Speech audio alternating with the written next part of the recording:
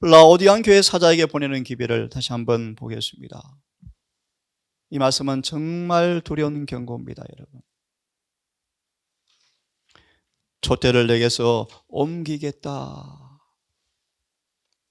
내 입에서 토해내치겠다. 저는 그렇게 말합니다. 이 경고가 바래진 지가 오래되었다. 주의 자비로 지금도 우리는 포도원의 한 자리를 차지하고 있는 것은 무한한 오래 참으시는 자비 때문이다. 우리에게는 철저한 계획이 요구되어 있습니다. 결정적인 노력을 하지 아니하면 등불은 깜빡거리다가 희미해져서 어둠 속에 잠겨버리고 말 것이다. 우리 교회는 참 짧다고 저거는 말합니다. 이 교회를 지금 이용하지 아니하면, 그냥 지나쳐버리면 촛대를 옮기겠다라고 말합니다. 결정적인 노력, 결정적인 회개가 우리에게 요구되어지는데요. 촛대를 옮긴다 말의 의미가 여러분 무엇입니까? 빛이 제거되어지고 축복을 거두고 그분은 분노하심으로 촛대를 그 자리에서 옮기실 것이다. 성령을 거두어서 감사할 사람에게 그 성령을 나누어 주실 것이다. 빛은 어두워져 꺼져가고 촛대는 옮겨지면 이사야 5장 오류를 진리로 둔갑해서 지옥에서 부준 햇빛로 단상해서 가르치게 될 것이다. 어둠을 빛이라 그럴 것입니다. 촛대가 옮겨져가는 징후입니다, 여러분. 촛대로 옮긴다 말의 의미는 계속 고집하면 반역하면 마침내 빛도 성령도 거두어 가신다. 참 두려운 말씀이에요. 솔로몬이 하나님을 잊어버렸을 때 촛대가 자리에서 옮겨졌는데요. 그 솔로몬도요. 빛도 지혜도 다 잃어버린 솔로몬이, 잘 들어보십시오, 우상 숭배를 참신앙으로 혼돈하였다. 뭐가 옮겨졌습니까? 촛대가 옮겨졌어요. 내 삶을, 우리 예배를 주님께서 임재하실까 받으실까 한번 깊이 고민해 봅시다. 이와로 말미암아 유대 교회가 교회의 자격을 잃어버린 백성들이 되어가고 있었다. 촛대는 확실히 그 자리에서 옮겨지고 있었다. 예수님 초림 때 유대 교회에서 촛대가 뭐 하고 있었다? 옮겨져 가고 있었다. 근데 그들이 압니까? 여호와의 성전이라 여호와의 성전이라라고 여전히 예배드렸죠. 지금 재림교회에서 촛대가 옮겨지고 있어요. 똑같아요. 두려운 얘기지만 사실입니다, 여러분. 그 증거가 있죠. 진리가 희미해져 가고 진리 아닌 것이 단상을 점령하고 있죠. 간판은 있지만 교회의 자격을 잃은 백성들로 점점 교회가 변해가고 있죠. 촛대는 확실히 그 자리에서 옮겨지고 있었다. 토해내친다 말의 의미가 무엇입니까? 이 사람들의 입장, 우리의 모습을, 우리의 삶의 이 정황을 아버지께 주님께서 풀어서 아버지 이러이러합니다 라고 개진할 수가 없다. 주님은 우리를 바라보면서 수치를 당하시고 혐오감을 느끼면서 이제 공부할 텐데요, 라오디가 교회의 미지근한 상태가 무엇이기에 주님은 너무너무 수치를 당하고 마귀한테 너무 그 상태를 혐오하시면서 아버지께 더 이상 자신의 입으로 중보하지 못한다라는 말이 토해서 내친다라는 뜻입니다.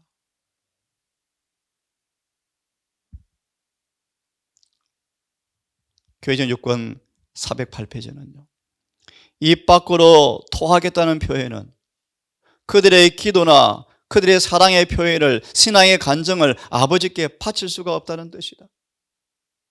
그분께서 그대가 그분의 말씀을 가리키는 것이나 그들의 영적 생활, 그것도 인정할 수가 없다는 것이다.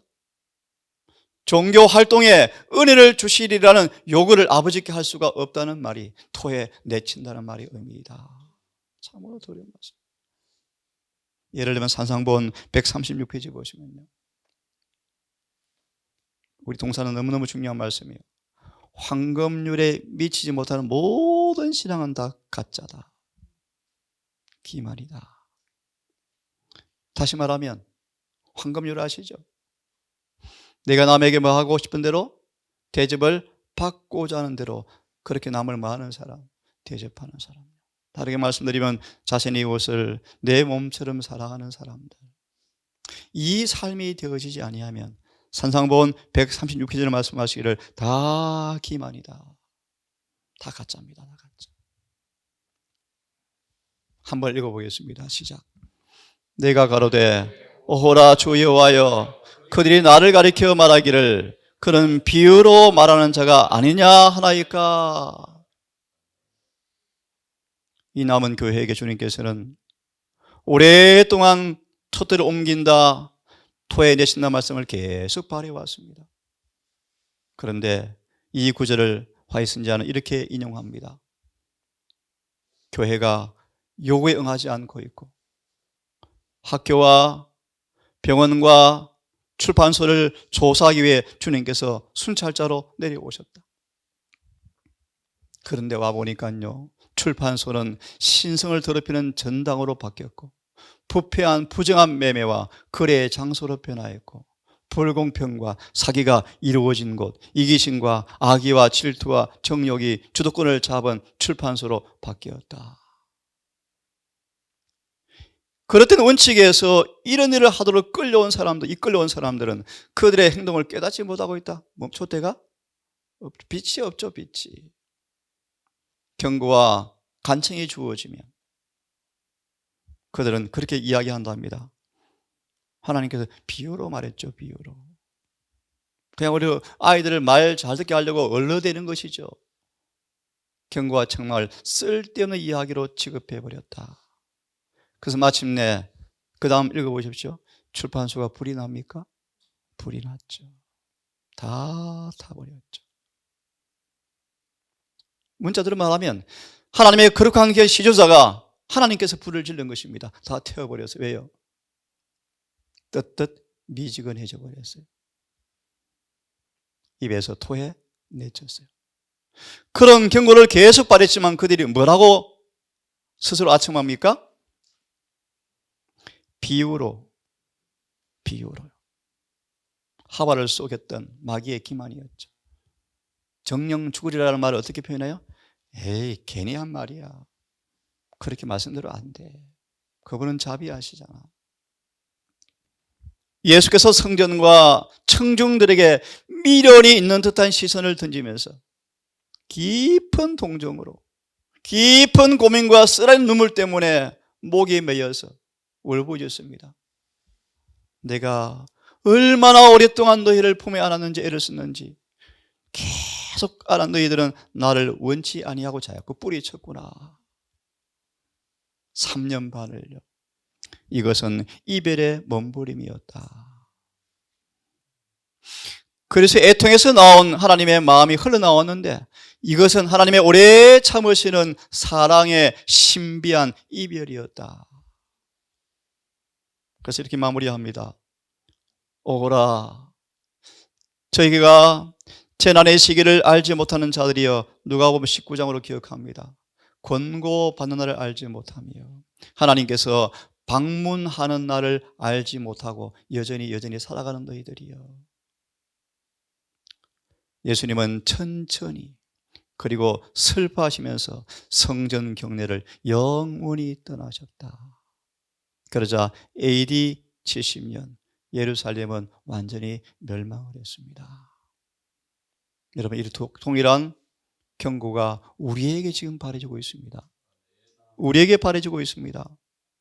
하지만 용기를 먼저 드립니다. 아직도 희망은 있다. 참된 정인의 권면은 뜨뜻미지근한 자들을 전혀 희망이 없는 자라고 말하지 아니하시고 아직도 그들의 상태를 고칠 기회가 있다. 차차 공부할 것입니다. 알지만 불로 연하는 금을 사서 빨리 부여하면 좋겠다. 왜요? 너무너무 가난하거든요. 벌거벗었거든요. 너무나 혐오할 정도로 더럽거든 우리의 모습이에요. 하지만 아직도 그 상태를 고칠 기회가 있다. 불로 연단한 금은 그냥 만들어지지 않습니다, 여러분. 시련과 역경과 고난을 통하여 주님께로부터 사셔야 돼요. 라오디가인들에게는 기별에는 이 두려운 경고지만 그 속에는 격려의 말씀으로 가득 차 있다. 오늘 남은 시간 조금 한두 말씀 더 하고 마칩니다. 정말 두려운 말씀이요. 내가 내 행위를 안다. 성경을 좀 펴십시다. 계시록 2장 4절을 펴세요. 참고로 7교회 전체의 기별이 라오디게아 보낸 기별이라는 사실을 먼저 인지하시고 이 말씀을 듣기를 바랍니다. 내 행위를 안다. 뭘 아는가? 우리 한두 말씀을 보고 아침을 정리합시다. 함께 읽습니다. 2장 4절의 말씀 시작.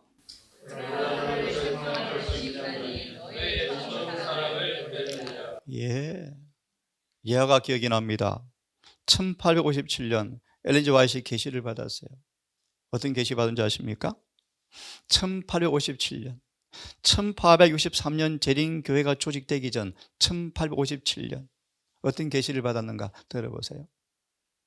교회는 이미 라오디게아 교회 상태에 들어갔습니다. 라고 말하자 이렇게 자랑했대. 우리 빌라델비아인데 왜 그래요? 이렇게 했대요. 사랑이 식어져 버렸어요. 재림의 열정이 식어져 버렸어요. 믿음이 식어져 버렸어요. 2장 4절 책망할 것이 나니 처음 사랑을 버렸느니라. 2장 4절을 좀 한번 펴보시면요. 이런 제목이 있죠. 2장 4절 라오디게아 보낸 책망은 미지근해진 것입니다. 그죠? 이 말씀을 증언한 말하기를 뭐가 식었다고요? 사랑이 식어져 버렸다. 2장 4절 그리스도에 대한 사랑이 쇠퇴해질 이유가 없다. 그러나 너를 책망할 것이 있나니 너희 처음 사랑을 버렸느니라. 쇠퇴 곧 거룩한 열심의 퇴화가 그대의 몫이 되었다. 그대의 품성 열매가 되어버렸다는 것입니다. 그 열심을 아주 버리는 것이 아니라 열심을 잃어버린 것이다. 열심은 있어요. 근데 그리스도에 대한 회심자의 처음 사랑은 깊고 충만하며 열렬하다. 지식의 증가함에 따라서 이 사랑이 줄어들게 된다는 것이 아니며 더 많은 빛을 받음에 따라 반드시 이 사랑이 줄어든다는 뜻이 아니다. 그 사랑은 그의 주님과 더욱 친숙해짐에 따라 더 열렬해지는 것이 정상이라는 것입니다. 그죠? 이 동산도 마찬가지입니다. 하나님은 온 마음을 다 바치는 것이 아니면 받지 않으신다.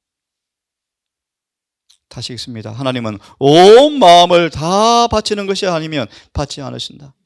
신앙생활을 시작할 때부터 처음 사랑에 충실하고 우리 주 예수 그리스도의 은혜와 그를 아는 지식 가운데 자라가는 사람들은 복이 있는 사람들이다.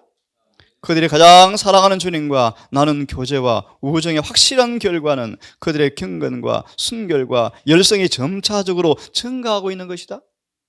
그들 하나님의 교육을 받고 있으며 그것은 열심과 열성과 근면의 생활로 가시화되어지고 있다. 이들이 예수의 살과 피를 먹고 마시는 사람들이죠. 어둠과 영적 나약성을 갖게 되는 것은 우리의 처음 사랑을 식어지게 하는 특별한 우리의 실패와 죄를 아는 것이 우리의 지금 할 일이다. 이어서 2장 1절 5절 바로 앞줄에 있습니다. 악한 결과를 가져온 태만이라는 말씀을 읽고 오늘은 마무리합시다. 저와 여러분의 삶을 주님께서 이렇게 권고하십니다. 내가 너를 안다. 처음 사랑을 잃어버렸다. 얼마나 두려운 결과이기에 촛대를 옮긴다고 경고하고 있는데 이게 무슨 말인지를 다시 한번 봅니다. 이 성경 말씀 속에서는 2장 1절 5절의 주석에 악한 결과를 가져온 테만에 이 성경 말씀 하나님께서 받으시는 조건들이 궤갈되어 있는데 처음 우리의 모습도 에베소 교회도 선한 일을 한 경험이었고 사랑과 동정과 정신이 충만한 모습이었는데 그 다음 이렇게 말합니다.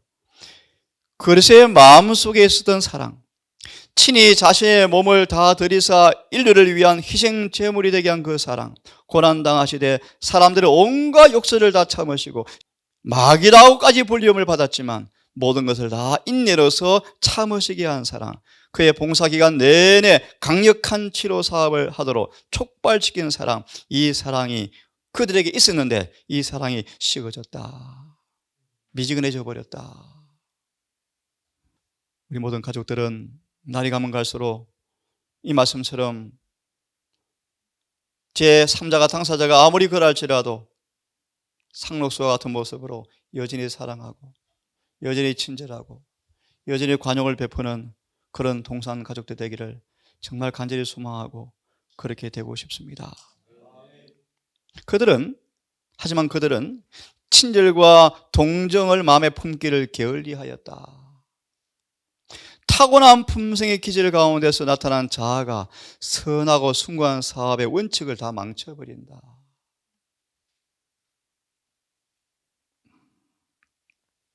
에베소 교회 신자들은 그리스도인들을 의미하는 것이 분명하지만 주 예수께서는 그들에게 전부라 할 수 있는 아주 중요한 것을 잃어버렸다는 것을 기어이 보여주시고자 행동하시는 모습을 보십시오. 그리스도를 강건하시게 한 사랑, 그것이 그들의 생에 뭐에 충분히 드러나지 않아 버렸다. 이렇게 해서 그들은 구주께 영광을 돌릴 수가 없었다. 그러자 그들이 처음 사랑을 잃어버리게 되었을 때 거짓의 아비 마귀가 만들어진 온갖 신학적 이론들이, 과학적 이론들이 교회에 난무하였다. 이유가 있습니다, 여러분. 이유가 있어요. 다시 한번 여러분 이 교회를 함께 경험하면서 우리 소위를 한 해가 마무리되기 전 다시 한번 점검하시고 처음 사랑으로 회복하고 흰옷과 금과 안약을 사서 발라보는 정말 치료받는 은혜가, 기쁜 경험이 우리 모두에게 다시 경험되어지기를 바라면서 이 아침 말씀을 마치겠습니다.